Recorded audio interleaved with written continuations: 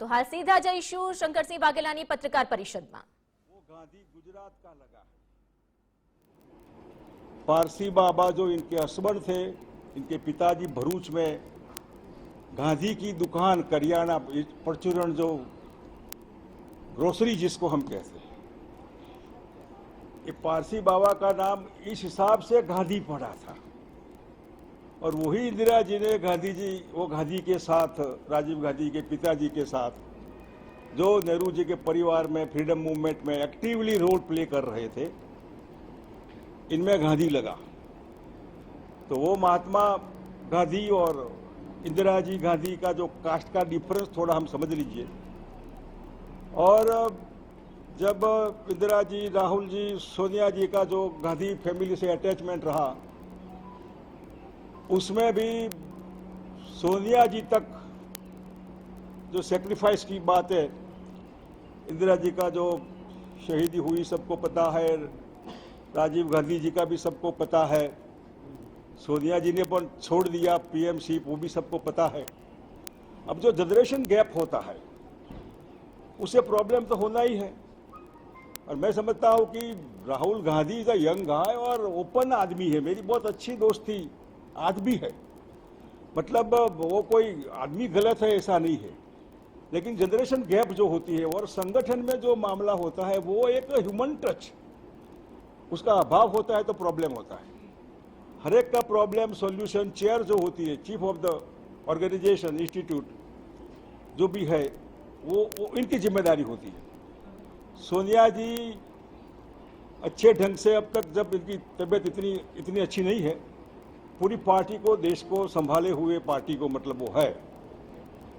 और मैं साक्षी हूँ अहमद भाई का, अहमद भाई पटेल का जो काम रहा कांग्रेस में, दिल्ली में 77 से वो गए पार्लियामेंट मेंबर बनके, तो जब तक इनका स्वर्गवास हुआ तब तक पूरे गांधी फैमिली को, कांग्रेस को इन्होंने एक आवरण देकर इतना संभाला।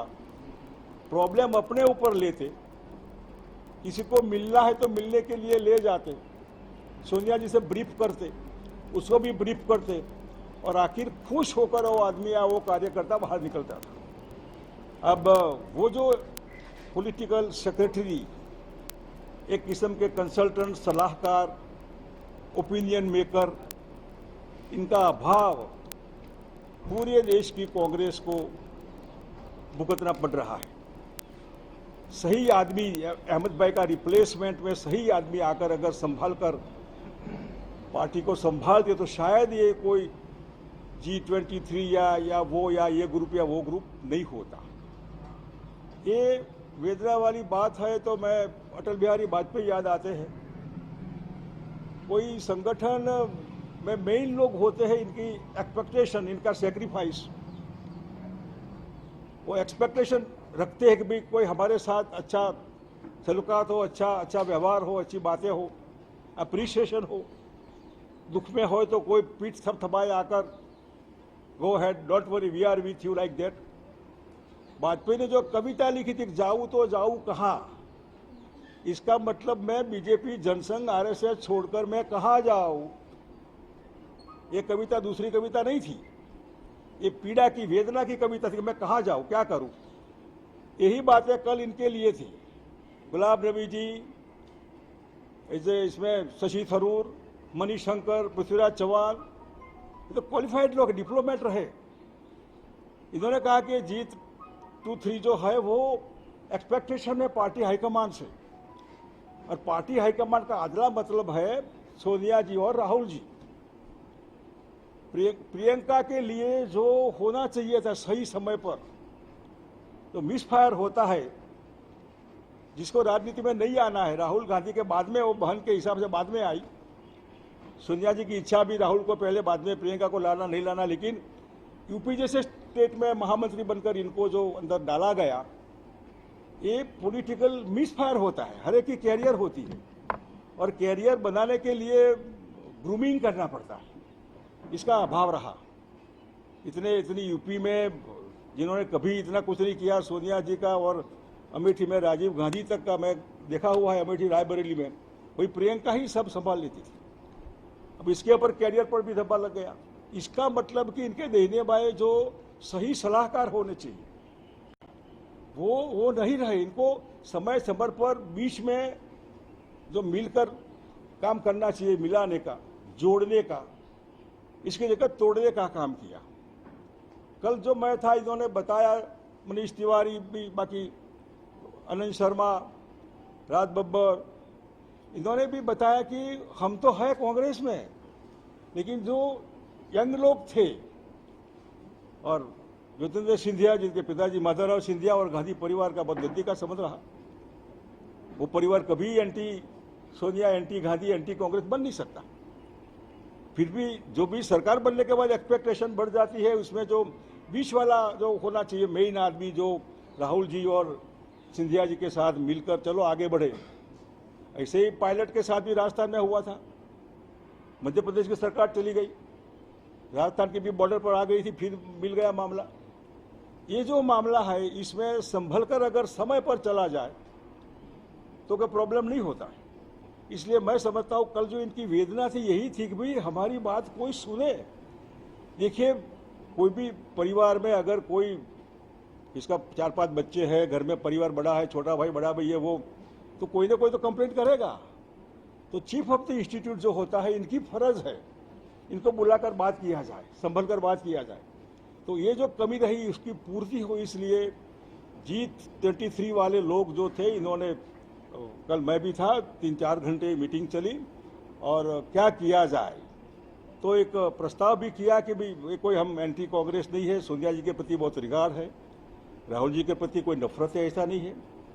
लेकिन समझिए कि पंजाब जैसा स्टेट, देखिए मैं बार बार कहता हूं कि 3 चीजें पुरानी अच्छी। एक तो शराब पुराना अच्छा, मैं नहीं पीता हूं, लेकिन शराब पुराना अच्छा, ऐसा मैंने किसी को पूछा पीने वाले को, बात सही है आप।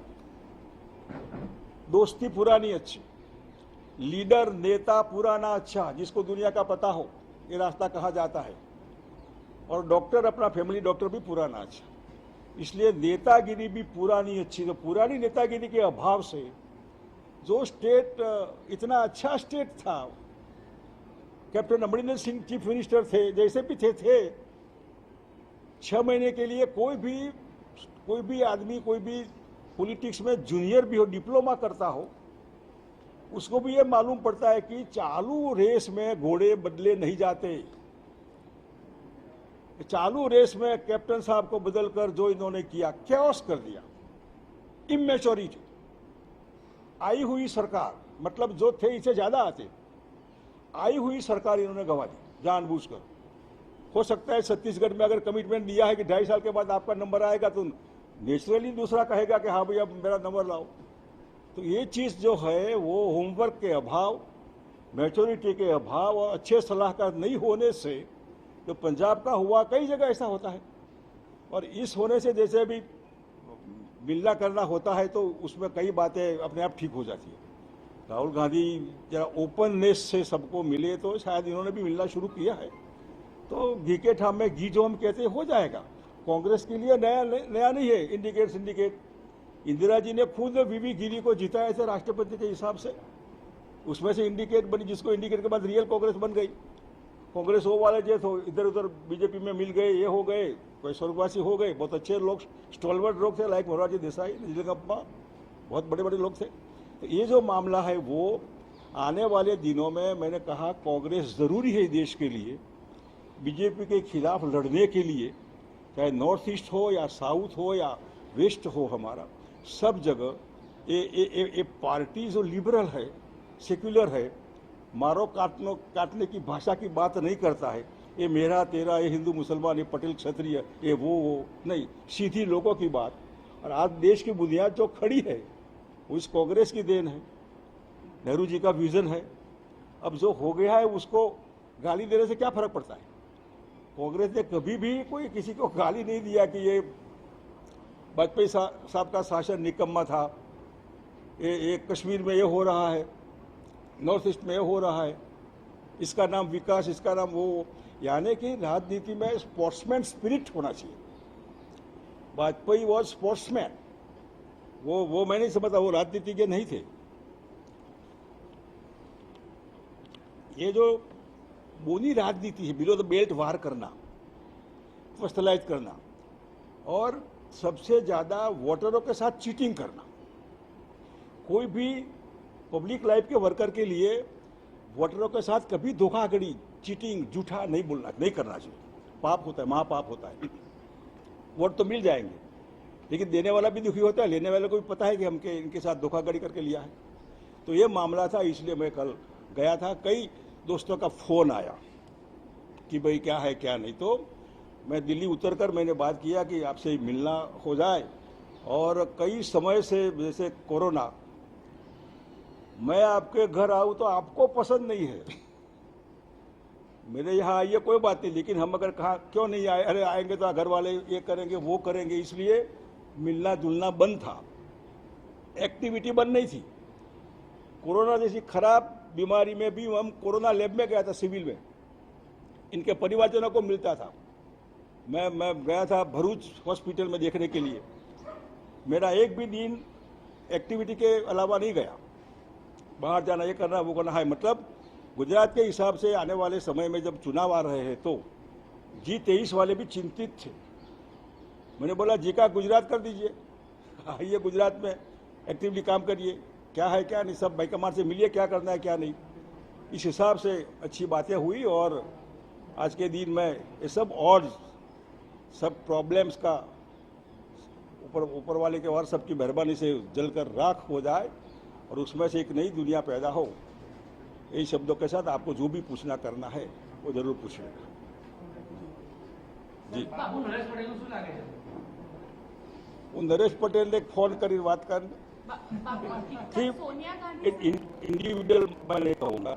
नरेश भाई सीजन है, बाय दी वे वो खोडल धाम के प्रणेता बन गए और नेचुरली अपने सपोर्टर होते हैं, बोलते हैं आगे बढ़ो नरेश भाई, हम आपके साथ हैं। तो देखा जाएगा नरेश भाई का क्या होता है। जी हाँ, बापू, G23 में इंडिविजुअली सोनिया गांधी के साथ प्रॉब्लम है या राहुल गांधी के साथ प्रॉब्लम है या कहीं भी कांग्रेस के सिस्टम से दिक्कत नहीं। है?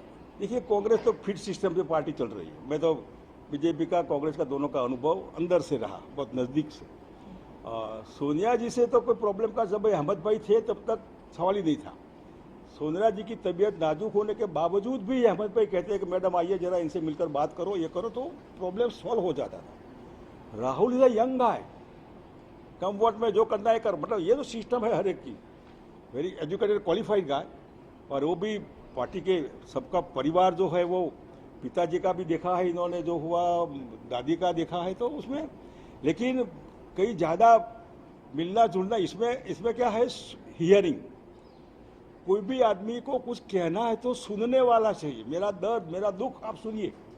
कोई नहीं सुनता है, एक दिन दो दिन, फिर वो बच्चा रोता है फिर करेगा, फिर भी अगर कोई धक्का मारेंगे तो बाहर जाकर बूम पड़ेगा, अगर प्रेम से हाथ पीछे करके आएंगे तो आएगा आपके साथ।